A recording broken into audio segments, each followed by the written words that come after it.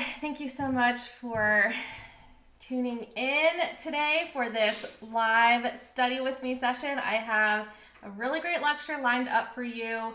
If you caught my live last week, then you would have known that we covered some pediatric heart defects, and that was part 1 of 2. So today I'm going to cover a couple more common heart defects because there's just so many to fit in one lecture, one live. So I had to split it up in 2.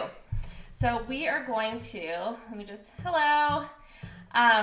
So we're going to cover some more cardiac pediatric defects. So come with your pen and paper, be prepared to learn something. It's been a rough day, guys. It's been a rough day. I'm tired. My hair's up. That's how you know it's a rough day. You know it's a rough day because my hair's up.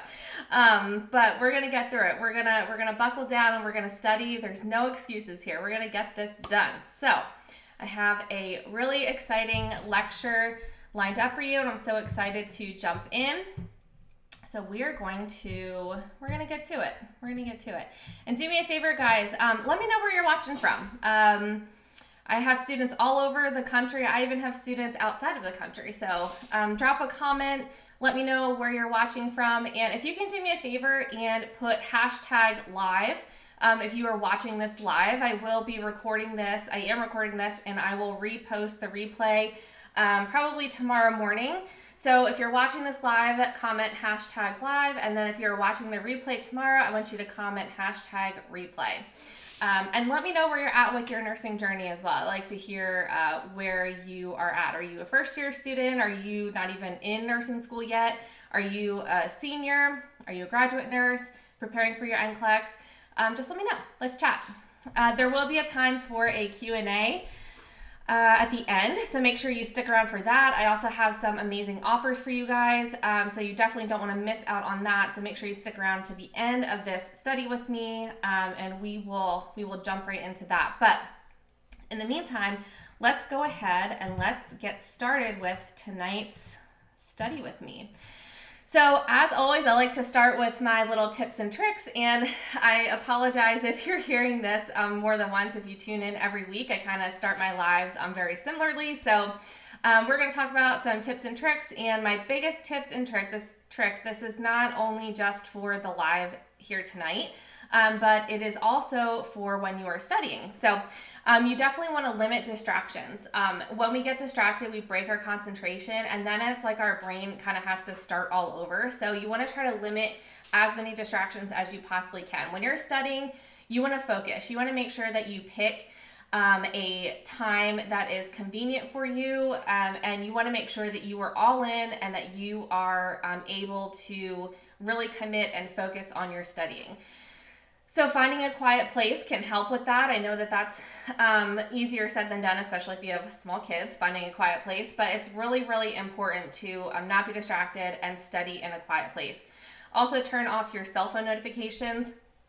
I know that I am streaming live on social media, so you get a pass on that. But if you are buckling down and you are studying, either listening to an online course, or reading a book or things like that, you want to make sure you turn off your cell phone. And then the same thing goes for your TV. Make sure that you have your TV turned off, again, to limit those distractions. All right, so if you are new here, welcome. I'm so excited to have you with me on this Wednesday night. If you don't know who I am, my name is Nurse Kelly Tyrrell. People call me Kelly. You guys call me Nurse Kelly, but either one will work. So I just like to kind of start by introducing myself a little bit. Again, like I said, if you were new here, I'm so excited to have you, and I'm so glad that you decided to commit to this Wednesday night and do a little bit of studying with me. So just a little bit about me. I got my camera. Let me make this a little smaller. I made myself a little too big there. Okay, there we go. So just a little bit about me. So I have been a nurse for over a decade. I actually graduated from nursing school back in 2009. And it sounds like it's so long ago, but it feels like just yesterday. So why I became a nurse. Well, my sister actually was born with a heart defect that we are going to cover in detail tonight. So I'm excited to tell you guys all about that. But the defect that she was born with is called Tetralogy of Flow. So it's a very complex heart defect, as you will hear in just a couple minutes here. She's my older sister, and she needed open heart surgery when she was just 3 days old, and she needed several open heart surgeries throughout her childhood. So I spent a lot of time in the pediatric ICU, local to where we live, and I saw the way the nurses took care of her and the way the physicians took care of her, and they really saved her life on more times than I can count. So I was introduced to healthcare at a really young age, and I always knew that I wanted to be a nurse and I wanted to help people. So that passion of mine never changed. So that's really why I went into nursing. So when I graduated in 2009, I started out in a cardiac step-down ICU unit, and then I moved to the emergency room where I was a nurse for about 5 years or so, 5 or 6 years or so. And early on into my career in the ER, I became a mentor and a preceptor to other new nurses who were just starting their career. And that's really when I found my niche, my passion, is I love the education space. So I did that, was a mentor and a preceptor throughout my time in the ER. And then I have a really diverse nursing background. So everywhere from case management to a care transitions coordinator, to all the way up to an admissions director in a very large national rehab hospital. So I did that for a while, and then I kind of went back to my passion, which was education. I loved my last position as an admissions director. I had a team of 10 that I led, and I really loved it, but I also loved educating. So became a nurse educator a couple years ago, and have been doing that ever since, helping you guys through nursing school and helping you to pass your NCLEX. So that is just a little bit about my background. And then again, like I said, we will have a Q&A at the end. So if you guys stick around, you can ask me anything you want. You can ask me about my career, my time in nursing school, study tips, whatever you want to ask me, you can ask me. So make sure you stick around for that. All right, so we are just going to jump right in. So again, like I said, if you tuned in with me last week, we started on our pediatric nursing cardiac defects lecture last week. And we talked about defects that actually increased pulmonary blood flow. So this week we are going to talk about defects that restrict cardiac blood flow. And we are going to start with a very common defect called the coarctation of the aorta. And if you guys have any questions throughout this lecture, just drop them in the comments. I will be checking back with them. It's hard for me to kind of do both while I'm lecturing and addressing comments. But if you have a question, make sure you drop it in the comment section, and I promise I will get to your question at the end. So, all right. So let's start by talking about what is the coarctation of an aorta. Well, the term coarctation, if you guys didn't know, it actually means narrowed or a kink. So it's exactly what the statement implies. So it is a narrowing of the aorta, specifically the descending aorta. So we're going to talk about the different signs and symptoms that you are going to see proximal to that kink, and proximal means above the defect. And then we're also going to talk about some signs and symptoms that you are going to see distal to the defect, or below the defect. So let's start with above the defect. So how I like to think about this defect is, think about a kink in a hose. So if you have a kink in a hose, above where the kink is, you're going to have a lot of pressure build up. And a lot of times you're going to see the hose is going to be inflated because there's all that pressure that is above the kink. But then if you go to squeeze the nozzle of the hose, you're barely going to have any water that's going to come out. There's going to be very, very low pressure below that kink. So that is exactly what the coarctation of the aorta is like. So if you think about it from an anatomical perspective, so your aorta kind of sits, you guys can't see, but it kind of sits below your chest. Your heart sits on the upper half of your chest, and then below your heart, you have a descending aorta, and it actually goes into your abdomen. So it goes into the abdominal aorta. So from the upper midsection up, that is going to be above the kink. So you're going to have that high pressure. So what are we going to see? We're going to see that high ventricular pressure because the ventricles are what leads into, the ventricles carry that oxygenated blood, and that is what pushes into the aorta, so that way that blood can be dispersed throughout your body. Now, I will tell you with these defects, guys, if you refer back to my YouTube video, I have a YouTube video on cardiac anatomy. And it's really, really important that you get that foundational knowledge of your cardiac anatomy, because you're not going to understand how these defects work if you don't understand the basic anatomy and the basic blood flow of the heart. It's going to be so much easier for you if you have that understanding of how that blood actually flows through the heart. This is going to make a lot more sense to you. So you're going to have that left ventricular pressure because, like I said, the blood from the ventricles pushes through that aorta, and that is how the blood gets to the rest of our body. So if there's a kink in that aorta, it's going to have to push extra hard to try to get that blood through. The next classic symptom that you're going to see is you're going to see high blood pressure in the upper extremity. So there is going to be a big, big difference between the blood pressure in your upper arms versus the blood pressure in your legs, because you can actually take a blood pressure by putting a cuff, especially in pediatric patients. We do this all the time. If you put a blood pressure cuff around the calf, you can actually take a blood pressure that way. In adults, we don't typically do that, but in pediatric patients, we do that all the time. That's one of the preferred ways, if you don't have a pediatric size cuff, is to take the blood pressure in the calf. So you're going to see a big difference in that blood pressure from the upper extremities to the lower extremities. That's going to be one of the classic signs of this coarctation of the aorta. Next, you're going to see nosebleeds and headaches. So if you think about it, like I said, the pressure is going to be building above that kink, so to speak, in the aorta. So you're going to have a lot of pressure from, like I said, the upper midsection up. So you're going to see nosebleeds and headaches because of all of that blood volume that is building up above the midsection. Next, you're going to see bounding brachial and radial pulses. Again, for the same reasons, because you have all of that blood pressure building. So those brachial and radial pulses, especially on babies, we check for the brachial pulse, which is located right here on the inner side of the bicep. So you're going to feel that that pulse is going to be really, really bounding. All right, so now on the flip side, we're going to talk about those distal symptoms. So distal or down, you can remember it that way. So distal means away or down from the defect. So again, it's just like the nozzle on the hose. If you have a kink, there's not going to be barely any blood that's going to be coming out at the bottom part of that aorta. So you're going to have really low blood pressure.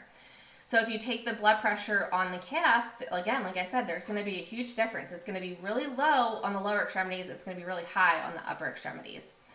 You're also going to have a really thready or a faint, thready means faint. You're going to have a faint femoral and pedal pulses. So when you check those femoral pulses in the groin or the pedal pulses on the top of the foot, they're going to feel vastly different than those brachial and radial pulses. So they're going to be really thready or weak, and they're going to be faint.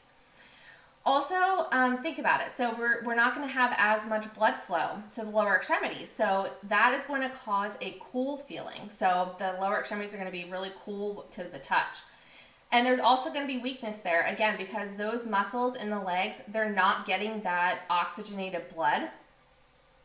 So the patient is going to have a lot of weakness in their lower extremities.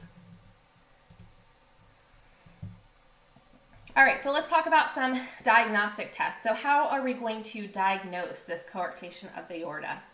Well, the first thing is you're going to want to do a chest x-ray. And on the chest x-ray, it's going to show that left ventricular enlargement. Again, like I said, because that aorta connects to the left ventricle, and it has to push and work really hard to push that blood through. So you're going to see some enlargement of the left ventricle. The other classic, very, very classic sign that you are going to see on a chest x-ray is something called rib notching. and it looks like little like rainbows almost in the ribs. And this happens because there is a lot of pressure in those intercostal, meaning like in between the rib spaces, like where the cartilage is. You have a bunch of little tiny arteries and arterioles in those spaces. So there is a lot of high pressure. So because of the high pressure, they're inflamed and they create these little arches or like little tiny rainbows in the ribs. So that is a very classic symptom that you want to remember of this coarctation of the aorta. The next thing you're going to want to look at is an echocardiogram, and that is really just going to assess the pressure and the blood flow in the ventricles. So you want to make sure that you are getting an echocardiogram. All right, so other symptoms. So we said that it's going to cause some left ventricular enlargement. So what are we going to be thinking about? We're going to be thinking about left-sided heart failure. So what are some symptoms of left-sided heart failure? Because that is going to be the same symptoms that you're going to see in the coarctation because of all that pressure on the left ventricle. So some symptoms of left-sided heart failure. This is not only for pediatric patients, but it's also for adults as well. So you're going to see that nighttime dyspnea when lying flat. That is because there's going to be a lot of volume and fluid buildup. So think about gravity-related edema. So if you are laying flat, then all of that volume is going to be sitting at those the lung bases. So it's going to be really hard for them to breathe. And usually they wake up coughing and wheezing. So when they're laying flat, that's going to be hard for them. That's a classic symptom of left-sided heart failure. And then also edema in the lower extremities. Like I said, it's going to be gravity-related edema. So gravity is going to pull that fluid down to the lower extremities. So you're going to see some swelling there. And then cough and wheezing, and then crackles in those lung bases. Again, like I said, from the fluid backing up, you're going to hear that crackling sound when the patient takes a deep breath and you're listening with your stethoscope. You'll hear those crackles. And then also rapid weight gain, again, from the fluid retention. And then some other symptoms that you're going to see is something called ineffective endocarditis. So carditis means inflammation, and then the endocarditis, so that is within the heart lining. So that means that you're going to have some bacteria that's going to settle in that heart lining, the valve, or the blood vessel. And that is going to be because you're going to have that poor circulation. So the bacteria is going to kind of migrate there if bacteria is introduced into the bloodstream. And these patients with cardiac defects, dental care is really, really important because a lot of bacteria is housed in your mouth, and it's maybe innocent to somebody who doesn't have a heart defect, but for these young pediatric patients who have heart defects, they're going to be at very high risk for developing these type of infections, specifically endocarditis. So you want to make sure that they are getting good routine dental care and that they are on antibiotics before they actually go to the dentist, because if the dentist nicks their gum and then that bacteria is introduced into the gum, it's going to travel pretty quickly to the heart. So good dental care, prophylactic antibiotics for these pediatric patients that have cardiac defects. You want to remember that. All right, so what are we going to do for these kiddos?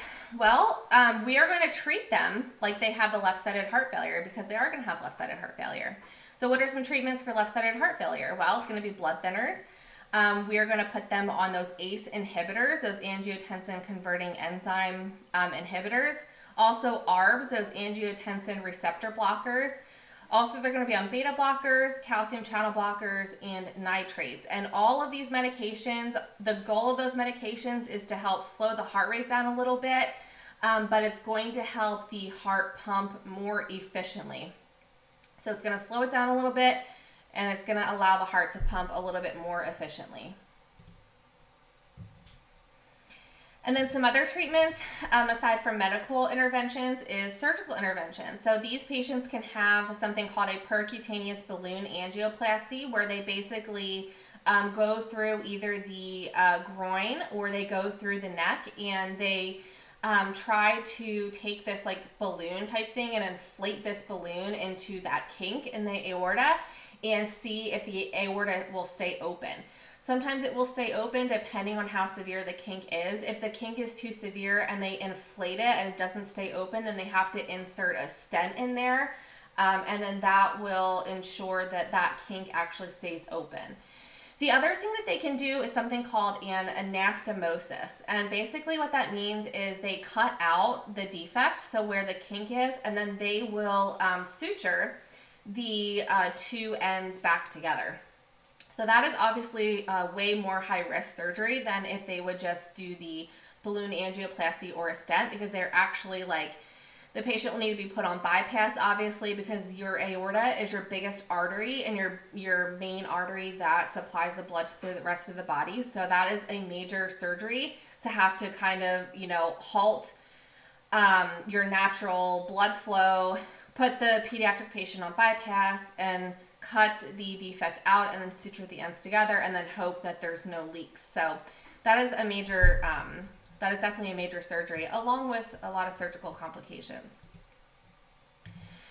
All right, so next, let's talk about Tetralogy of Flow, which I am all too familiar with because, like I said, my sister, this is exactly what she was born with. So, and, when I was younger, I didn't realize how sick she actually was.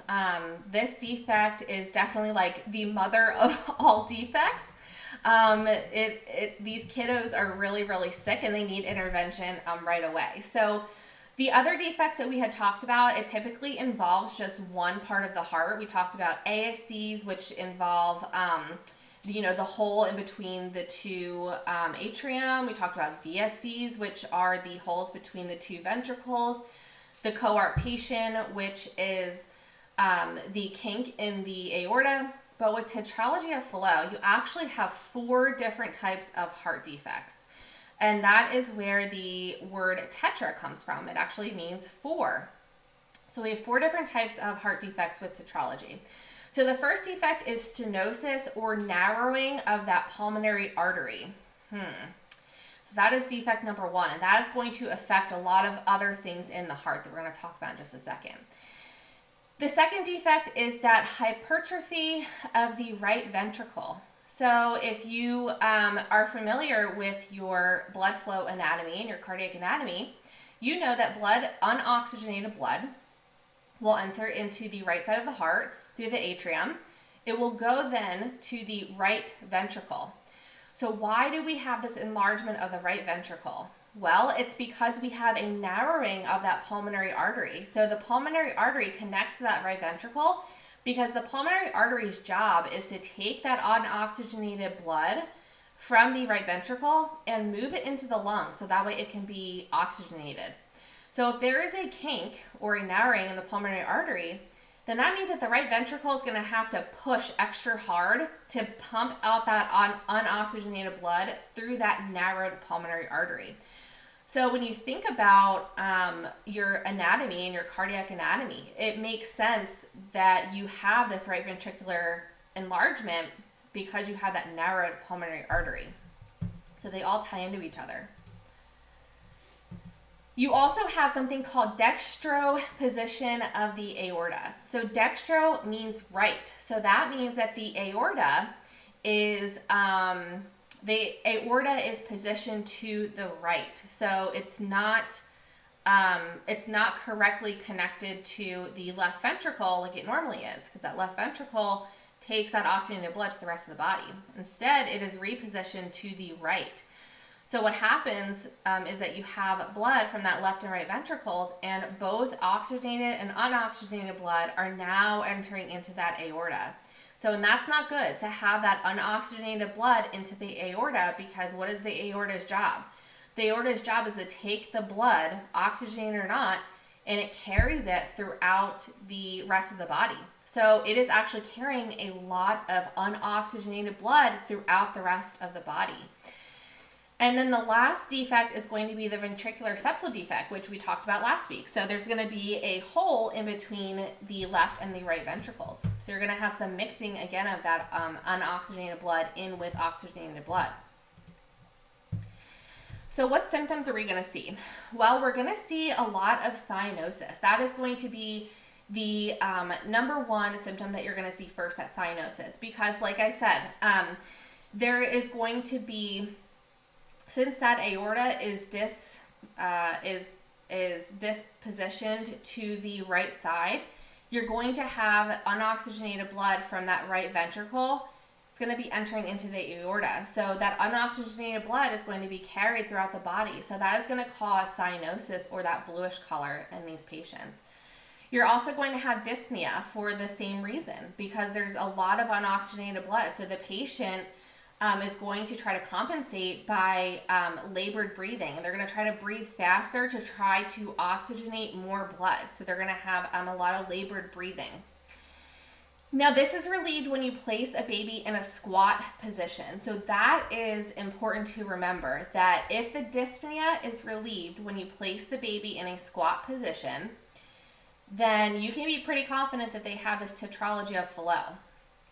You're also going to have feeding problems, again, because these babies are going to be working really hard to just breathe at rest. So they are not going to want to eat, because it's going to take a lot of effort and a lot of energy. So they're not going to want to eat.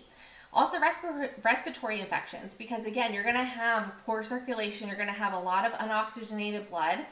So bacteria, that is a breeding ground for bacteria. They're going to want to sit either in the heart lining, or they're going to want to sit in the respiratory secretions. And then some other symptoms is something called polycythemia. So what is that? Well, that means that there is an overproduction of red blood cells from the low oxygen levels, because, again, like I said, the aorta is going to be carrying a lot of unoxygenated blood. So the body's going to try to compensate for that by producing a lot of red blood cells, because what do red blood cells do? Part of the red blood cells' job is to produce this hemoglobin, which carries that oxygenated blood throughout the body on a cellular level. So it delivers that oxygenated blood to the different organs and tissues and things like that. So if it's not getting enough oxygen in the bloodstream, it's going to try to compensate for that by overproducing these red blood cells. So unlike with coarctation of the aorta, with tetralogy, you're going to see right-sided heart failure. So you're going to have some swelling, you're going to have wheezing, you're going to have this phlegmy cough, the central cyanosis that we talked about, and something called jugular vein distension, which is basically when there is a backup of fluid, you're going to see the neck veins, they're going to be bulging.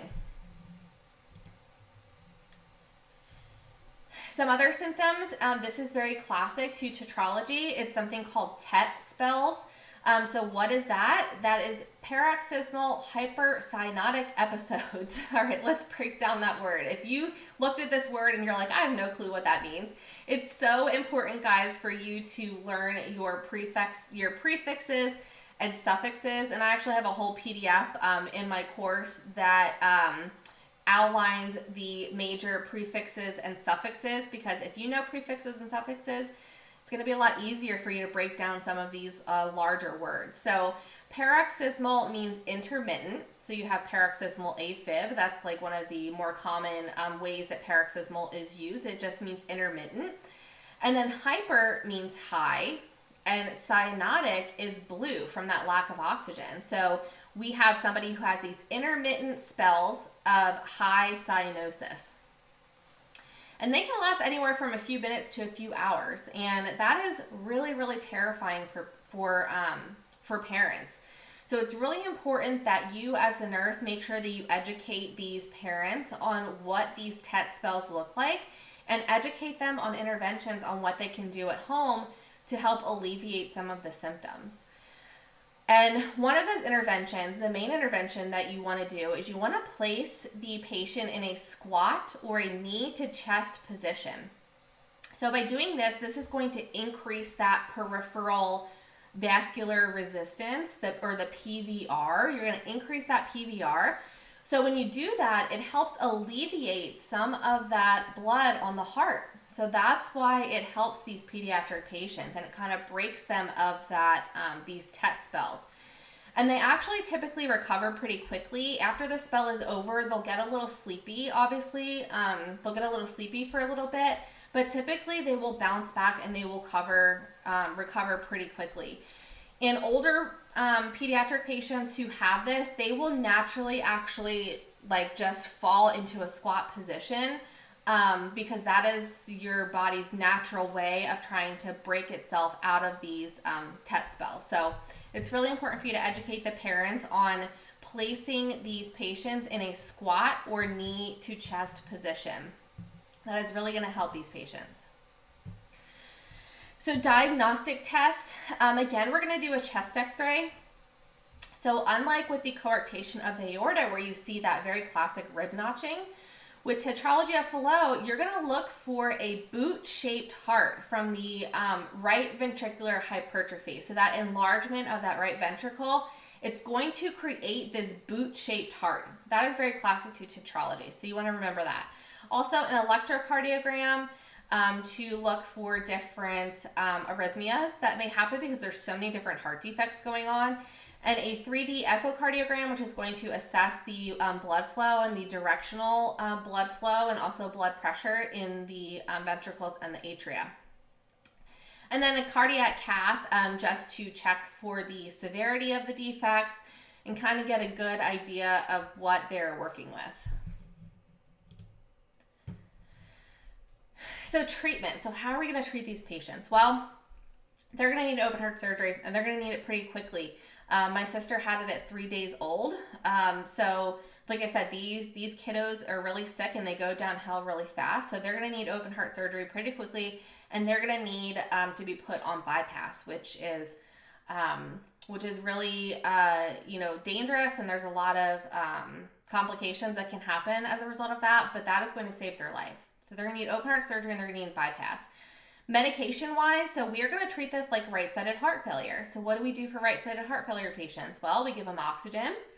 We treat them with blood thinners, diuretics to get rid of some of that extra fluid, vasodilators, beta blockers, digoxin, again, because we want to slow down the heart's contractions, but we want to make them more efficient. So we're going to give those. And then also pulmonary vasodilators because, again, there is a defect with that pulmonary artery that carries that oxygen to the lungs. So we want to try to dilate that pulmonary artery a little bit to alleviate some of that pressure.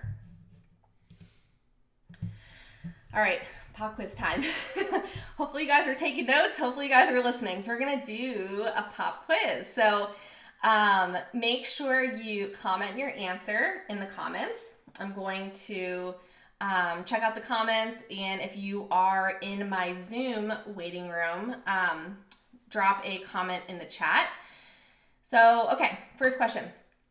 What are the 4 defects found in Tetralogy of Flow? So we have 2 options. Is it option A, stenosis of the aorta, hypertrophy of the left ventricle, Dextro position of the inferior vena cava, and atrial septal defect? Or is it option B, stenosis of the pulmonary artery, hypertrophy of the right ventricle, Dextro position of the aorta, and a ventricular septal defect? Is it A or B, guys? A or B? A or B? Drop your comment. I know this is like a little delayed, so I'm going to look out for some comments here. Is it A or B? So think about, like I said, think about that cardiac anatomy. I'm seeing some B's come across. Think about that cardiac anatomy and the symptoms that tetralogy is causing. And you'll figure it out. I know you will. All right, we're seeing some B's come across. There's an A in there. Okay, so the correct answer is going to be B. Very good, you guys. So stenosis of that pulmonary artery, which is carrying that unoxygenated blood to the lungs. We're going to have stenosis of that pulmonary artery. We're going to have hypertrophy or enlargement of that right ventricle. We're going to have that displacement of the aorta to the right side. And then we're also going to have that ventricular septal defect. Very good. All right, next question. In coartation of the aorta, high blood pressure will occur in the blank extremities and low blood pressure will occur in the blank extremities. So we got upper and lower extremities. So which one is it? In coartation of the aorta, high blood pressure will occur in the blank. Is it upper or lower extremities? And low blood pressure will occur in the blank. Is it upper or lower extremities? What do you guys think? So we're thinking about the coarctation. So what do we say coarctation was? Coarctation is a kink or a narrowing of the aorta. So think about the position of the aorta and think about what happens when you have a narrowing or you have a kink. What happens above the kink and what happens below the kink? What do you guys think? All right. Very good. So you're going to have a lot of high pressure in those upper extremities, and then on the flip side, you're going to have a very low pressure in the lower extremities. Very good, you guys. All right, next question. What is the best position to place a child in during a paroxysmal hypercyanotic episode or a Tet spell? What is the best position to place a child in during a paroxysmal hypercyanotic episode or Tet spell? I actually asked my mom if my sister ever had this, because as I was preparing for this lecture, I was, reading up on it, obviously, and seeing pictures of, kids actively in one of these spells. And I saw a couple videos of kids that are actively in one of these spells. And it is absolutely terrifying. It's absolutely terrifying. Knee, chest. All right, I see knee, chest. So I asked my mom if my sister ever had these, and she said that she definitely had them. But back then, I guess they didn't know that this position would alleviate the symptoms, or they didn't educate her that this position would alleviate the symptoms. So they just kind of like worked through it at home. But my mom said she was absolutely terrified when it would happen, and my sister's lips would turn blue. And then she also had these breath holding spells too. So when she would like cry, this happens to a lot of kids when they cry, they hold their breath. But with kiddos who have tetralogy, it causes them to have the cyanosis or bluing around the lip. So, all right, I see a lot of knee, chest. Very good. I can't stump you guys tonight. Squat position or knee to chest. So you're going to increase that peripheral vascular resistance, and in turn, that is going to take some of the pressure off of the heart. So very good. All right, I think this is my last question. Okay. On an x-ray, a boot-shaped heart is a sign of blank, and rib notching is a sign of blank. So the boot shape is the classic sign of which defect that we just talked about, and the rib notching is a classic sign of which defect we just talked about. What do you guys think? What do you guys think? A boot-shaped heart and rib notching. Rib notching is those little rainbows. So you'll see those little tiny rainbows next to each other in the ribs. And that is caused from having that high pressure in those intercostal arteries. So you're going to have a boot shape for one defect, rib notching for another. It's important that you know this because this is very classic. This is very classic of these two different defects. All right. If you guessed Tetralogy of Flow for your boot and then coarctation of the aorta for your rib notching, you were correct. You were paying attention. Good job, guys. Awesome job. And make sure that you subscribe to my YouTube channel. So typically I have lectures come out on Thursday and Friday, but this week, due to some unforeseen circumstances, I'll tell that story in a second, I'm going to actually have my videos come out on Saturday and Sunday. So the specific part 2 to these cardiac defect video, that will come out on Saturday. And then I have my NCLEX question review in general for pediatric nursing. That will come out on Sunday. So most of you guys probably know, but I have a son who was conceived through IVF, 14 years of infertility, and his birthday party, he turned 1 on Saturday. So I had his birthday party, and I'm a new mom, so I'm not used to having a bunch of kids run around my house, and I shoot my YouTube videos in my basement, so I have all of my camera equipment, set up, and silly me, I didn't put the camera equipment away, and one of the kids, purely accidental, bumped into my camera equipment and knocked the whole thing off the tripod. Oh boy. So yeah. So I had to order some replacement parts for some of my camera equipment, but it's okay. So we're getting those videos done, but in turn, that's why they're delayed a couple days. So they're going to be coming out Saturday and Sunday. So make sure you check those out. I go into a little bit more detail about some of these defects, and there's another defect that I cover in that YouTube video that I didn't cover here tonight. So make sure you go over and check that out. And then all of these slide notes that you guys just saw for this presentation, all of these slide notes are actually going to be posted in my UNursity community. So if you are watching in my UNursity community, I'm going to post these notes tomorrow. And if you are not in my UNursity community and you're saying, what the heck is UNursity? I'm going to talk a little bit about UNursity in case you guys are interested in joining us over there. So UNursity community is basically a community of nursing students, either who are just entering into nursing school or they are preparing to take their NCLEX. I have some repeat test takers. I have some new test takers who are preparing to take their NCLEX for the first time. We have a diverse group of students over there in my UNursity community, and we basically support one another, and we grow together, and we learn from each other. So what you can expect in UNursity community is coaching, community, and content.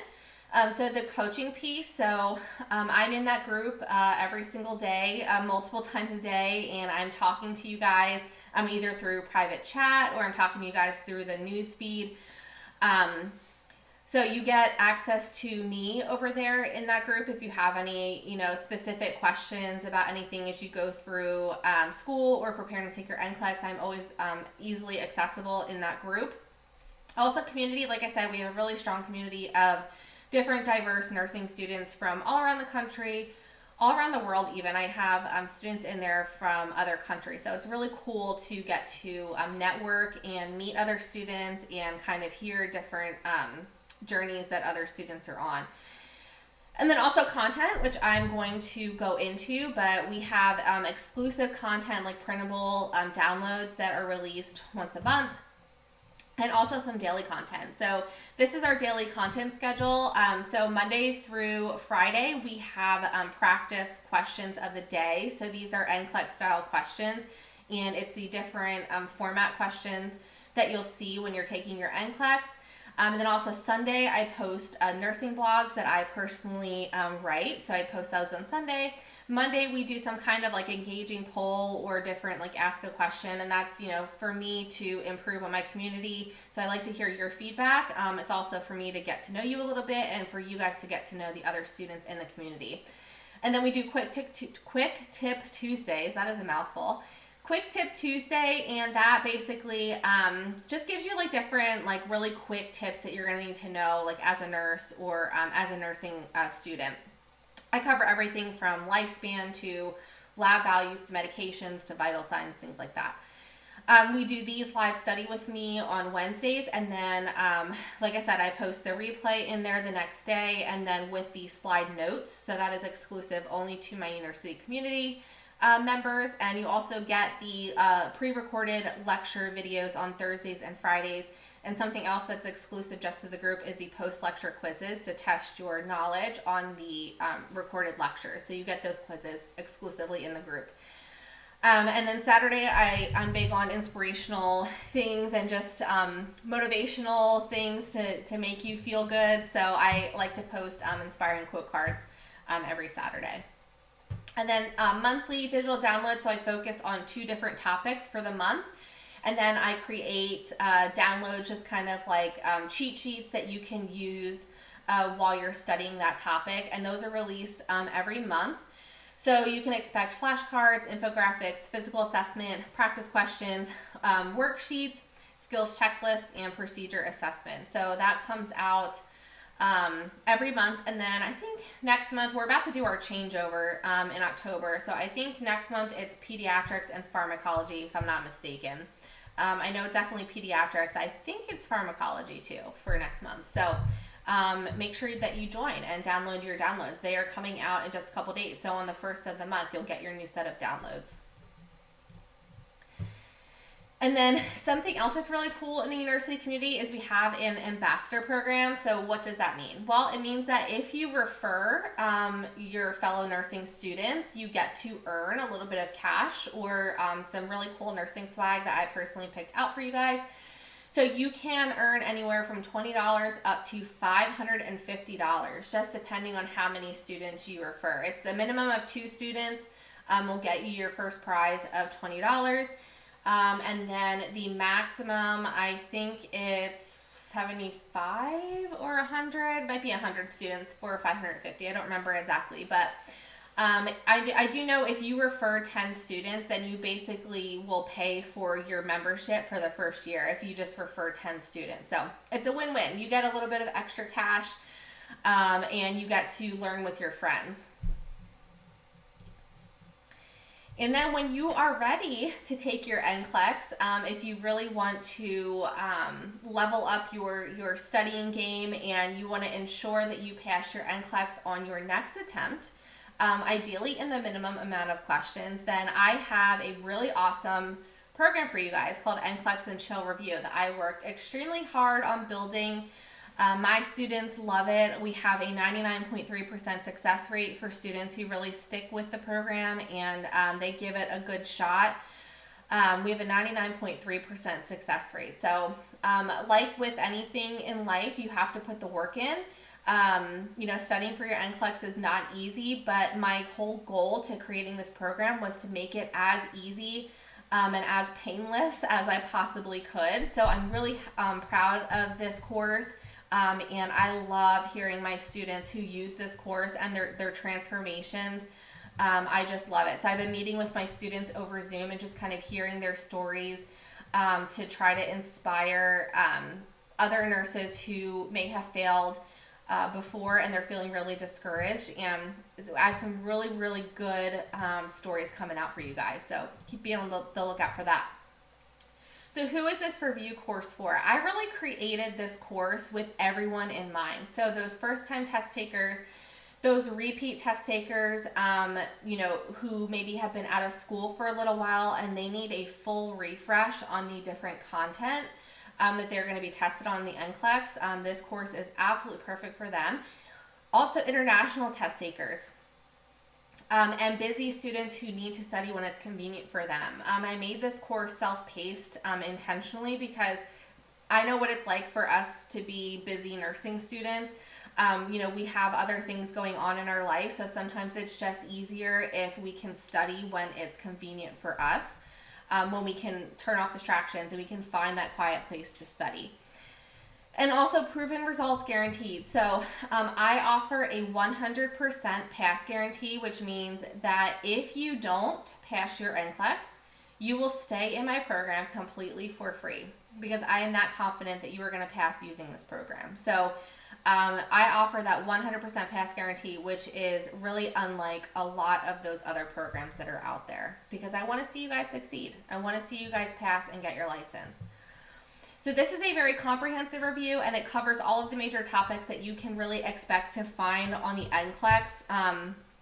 I really took a very, very deep dive into the different pieces of content and I tried to break them down so that way they are easy to digest and understand, but at the same time making sure that I'm covering everything that you can expect to find on that NCLEX. And it has all of the tools that you need to pass too.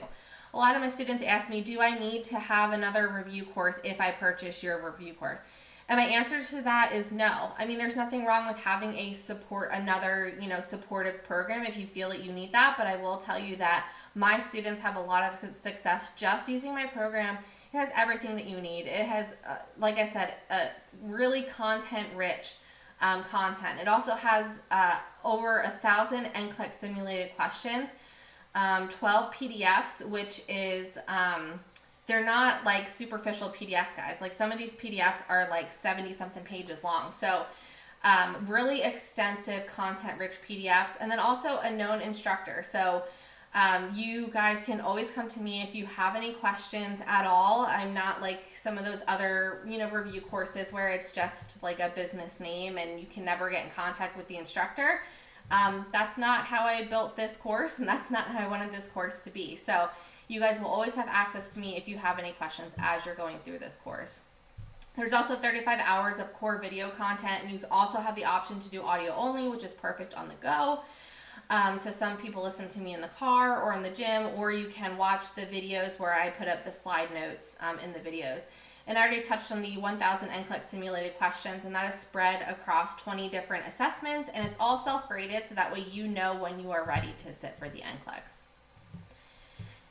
And I talked about the 12 PDFs, so they're really extensive PDFs that you can download and you can print. It has all the need-to-know facts, kind of all condensed in one location. And again, this course is self-paced, that way you can study when it's convenient for you. And a lot of my students ask me about time frame to complete. So if you study for about an hour a day, it will take you about 4 weeks to get through the course. But obviously, if you study longer, you can get through it quicker. But I recommend taking your time, giving yourself about 4 weeks to get through the course. And I'm not going to go through all this, but you can see this is the entire course curriculum. So I do have this on my order page, but you can look at this more in detail. But I have a whole introduction section that gives you some detailed test taking strategies, and also how to combat that test anxiety. I have some really good videos in the course introduction section. And then we have 5 different modules, and then each of those modules are broken up into subcategories. And then you also have your weekly tests after each week, and then you have a quiz after each section in the module. So you can see I cover everything from management of care, safety and infection control, health promotion and maintenance, psychosocial integrity, basic care and comfort, pharmacology and parenteral therapies, reduction of risk potential, physiological adaptation. And then the bonus section is where all of the PDFs are. So for you guys joining me today and studying with me, I am so happy that you decided to take some time out and just spend it with me. That makes me so happy. So I want to offer you guys some amazing offers. So first, let's start with my UNursity community. So I want to give you guys a 50% discount. If you join today, you'll get 50% off of the monthly or the annual plans. You can do it either way. So the monthly plan is only $9.99 a month, and then the yearly plan is $99 a month. And the benefit to doing the yearly plan is that you actually get 2 months free when you sign up for that annual membership.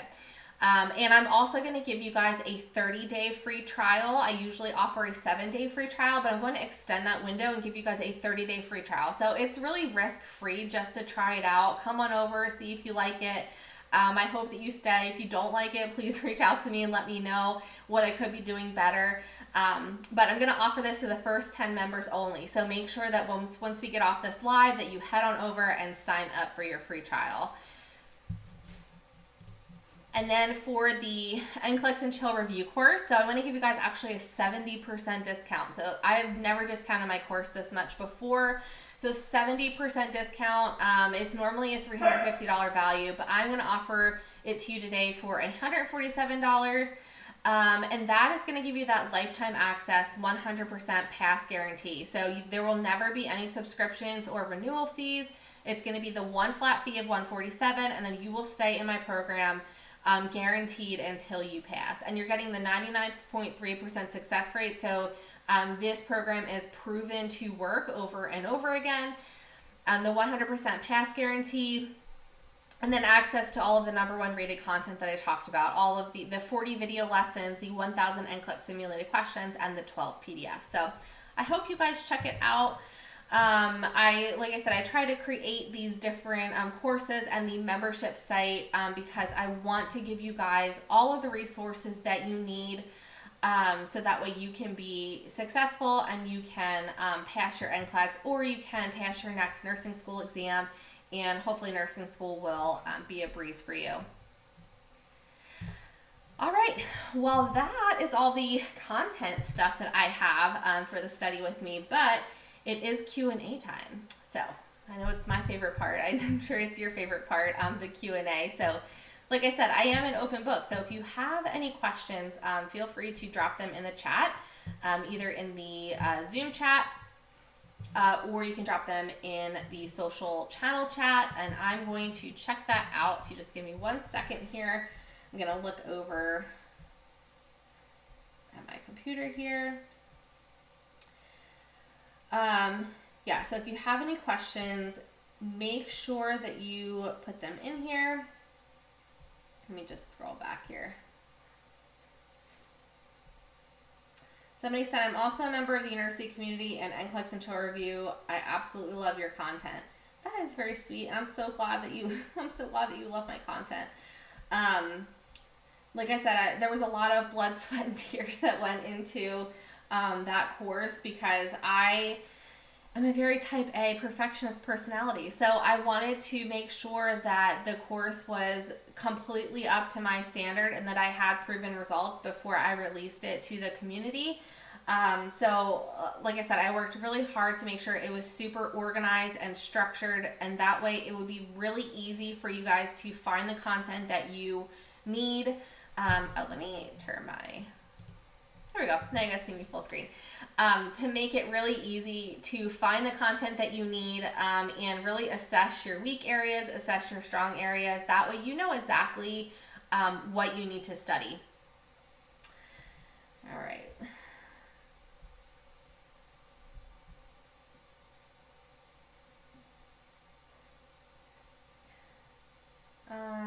Somebody said, I'm frustrated. I don't know where to start, and I'm a repeat test taker and have a baby with no help.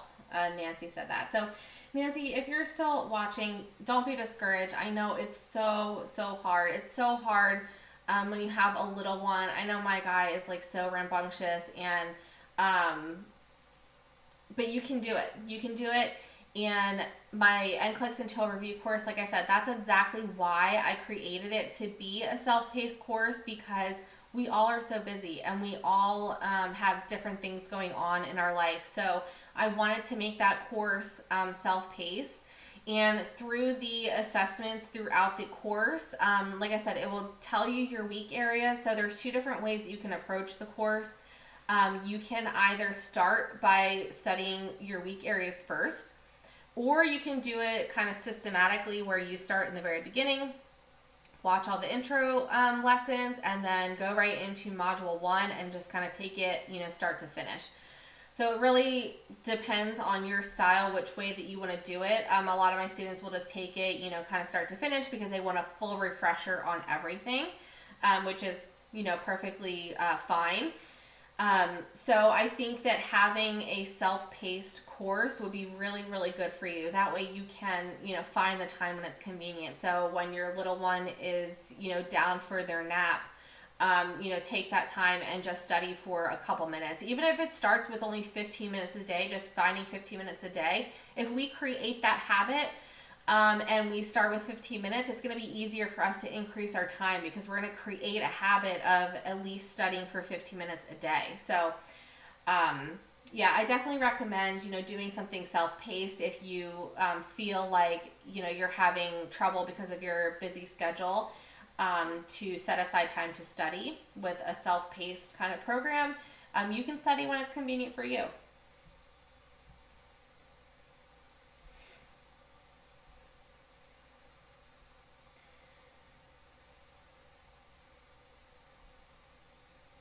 All right, let's see here.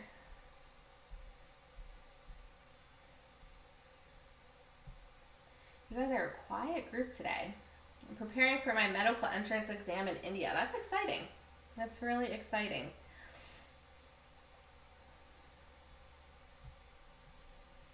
Let me check my... Oh.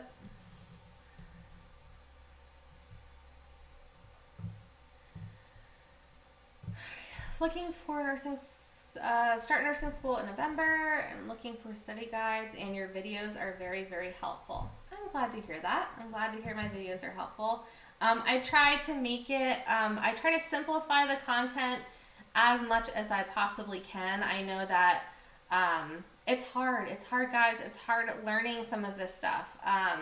It's hard to commit some of these things to your memory bank, but I try to simplify it as much as I can. I give you guys different analogies, like, using a hose kink, compared to the coartation of the aorta, and, different things like glucose and insulin being best friends. So I try to simplify it in, easier terms for you guys to understand. But, it's not easy. It's not easy remembering all of the basic concepts and the more advanced concepts, and then applying it to nursing. It's, you know, it takes a lot of practice, and it takes a lot of studying.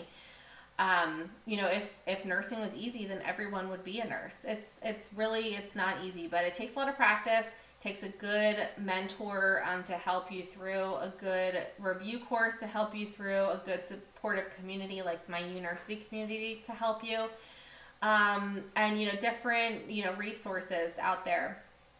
You know, if you're not watching my YouTube videos, that's a great resource too.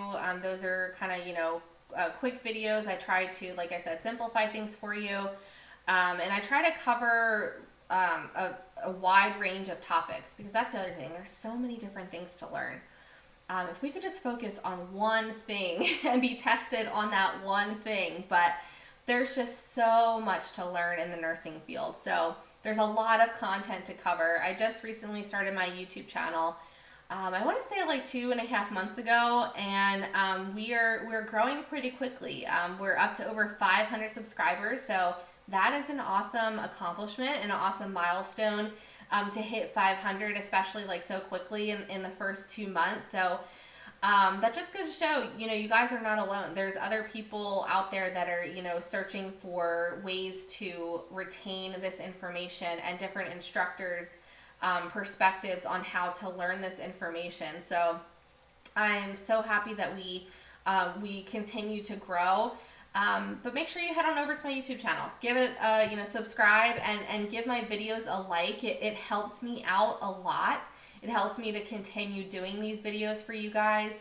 YouTube really likes when you guys like the videos. So it really helps me out a lot if you could just like my videos. So just go through and watch them. And if they helped you at all, if you learned something that you didn't know, go ahead and give those videos a like for me. It would really help me out. How many websites do we have to go to register? Okay, so to register, I will have all of the links pinned in the comments, but if you want to register for the UNursity community, then to do that, you're going to go to www.unursity.org.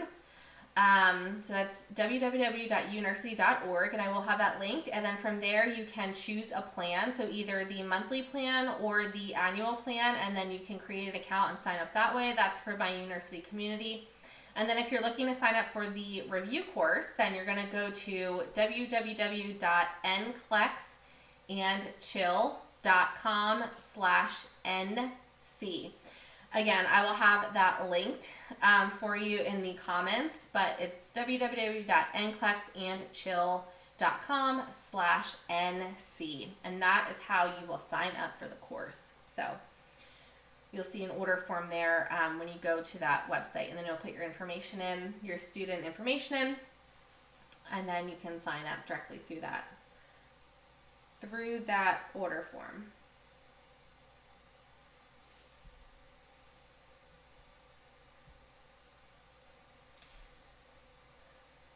Two websites. Yes. So there's two different,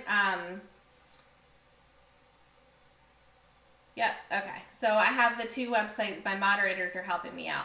So the two websites are linked. So the first one, the unursity.org, that is for the community that I talked about. So where you get the coaching community and content, and you get the daily live interaction through the questions of the day. So the daily NCLEX practice questions.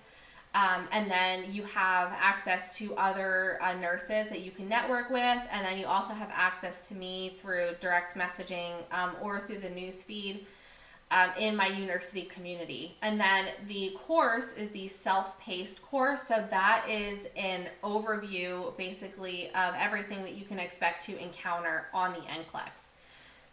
And that is a very content-rich course. So there's about 40 videos, over 35 hours of content, and it's all self-paced. So you can watch the videos whenever it's convenient for you. So they're two different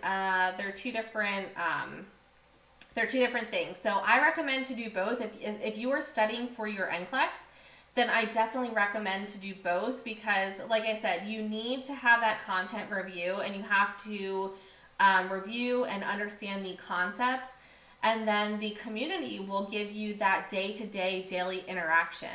So it will help hold you a little bit accountable, because you have that day-to-day interaction in the UNursity community. But if you're studying for your NCLEX especially, then you definitely want to get a review course that is going to offer content review, and also going to offer the questions as well, the practice questions that go along with each section. So if you're studying for your NCLEX, definitely recommend that you would do both. If you are just going through nursing school, especially if you're a first-year nursing student, you don't need the review course right now, because you want to focus on those basic concepts of nursing school first. But the UNursity community will be great to start, building your knowledge, being a supportive resource to nursing school.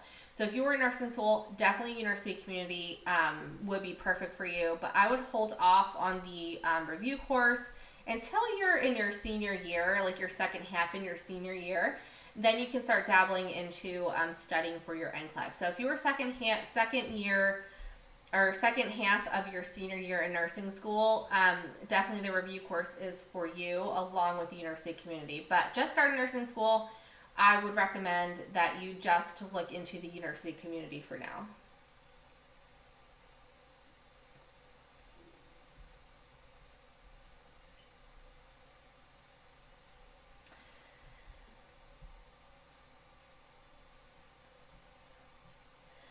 All right. Well, I don't see any other questions coming through, and we've been going live for a little over an hour. So if there are no more questions, then make sure that you tune in live with me next week. So we'll be going live same time, 9 p.m. Eastern Standard Time, 9 p.m. next week. And then the week after, I will actually be taking a week off, because I have a little family vacation plan. So that'll be fun. But I'll see you guys next week. Make sure that you tune in with me. Thank you again, guys, so much for taking some time out of your day to buckle down and study and really invest in your future as a nurse. So, all right. Thanks, guys, for tuning in. I'll see you guys next week.